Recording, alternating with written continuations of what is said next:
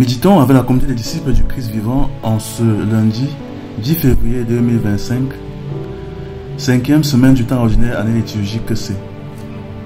Évangile de Jésus-Christ selon saint Marc au chapitre 6, versets 53 à 56. En ce temps-là, après la traversée, abordant à Génézareth, Jésus et ses disciples accostèrent. Ils sortirent de la barque et aussitôt les gens reconnurent Jésus. Ils parcoururent toute la région et se mirent à apporter les malades sur des brancards, là où l'on apprenait que Jésus se trouvait. Et dans tous les endroits où ils se rendaient, dans les villages, les villes et les campagnes, on déposait les infirmes sur les places. Ils le suppliaient de leur laisser toucher, ne serait-ce que la frange de son manteau.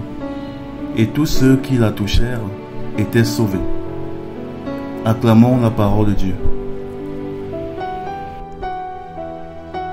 Méditation. Frères et sœurs bien-aimés dans le Seigneur, que la grâce de notre Seigneur Jésus-Christ abonde dans chacune de nos vies. Jésus débarque dans la région de Génézareth, aujourd'hui dans l'Évangile. Au fil de ses déplacements, de nombreuses personnes sont touchées et guéries.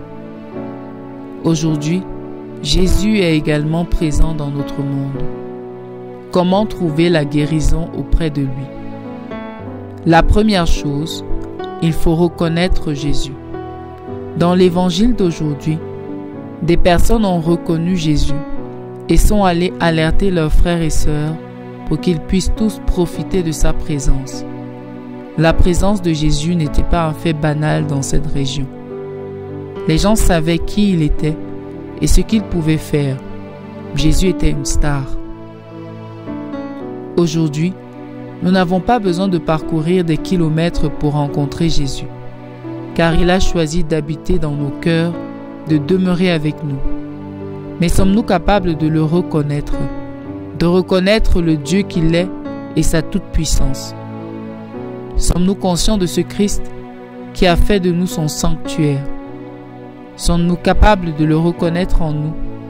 Ou alors l'ignorons-nous très souvent, incapables de nous rendre compte de sa présence en nous et de la source de bienfaits qu'il est?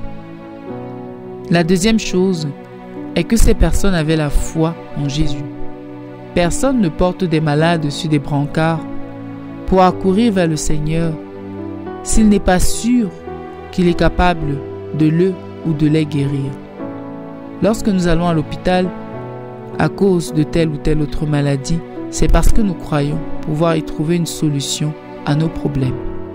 De même, en nous approchant de Jésus, nous devons croire qu'il a la solution à nos maladies, à nos difficultés et qu'il va nous la donner. Il faut avoir la confiance totale et la foi que Jésus fera certainement quelque chose pour nous.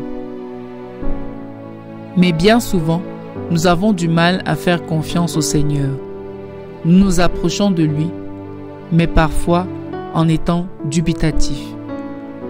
Des personnes souffrent autour de nous, mais notre réflexe premier n'est pas souvent de les amener à Christ par la prière, et pourtant le Seigneur restaure non seulement le corps, mais aussi l'âme. La dernière chose est que Dieu agit généralement dans l'humilité et la simplicité. Il suffisait de toucher le vêtement de Jésus pour être guéri. Le Seigneur agit très souvent dans une simplicité effarante. Méfions-nous donc des charlatans qui, au nom de Jésus, vont nous pousser à faire des tonnes et des tonnes pour obtenir quelque chose du Seigneur.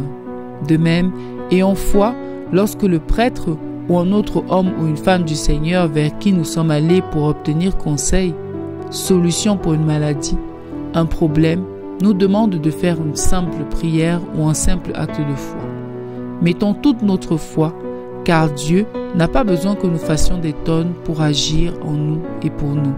Mais très souvent, il a seulement besoin de notre foi. Revenons donc en nous-mêmes. Quelles sont les maladies de l'âme et du corps qui nous affectent ou affectent des proches autour de nous? Avons-nous la foi que le Seigneur peut agir pour nous et nous restaurer totalement? Prions.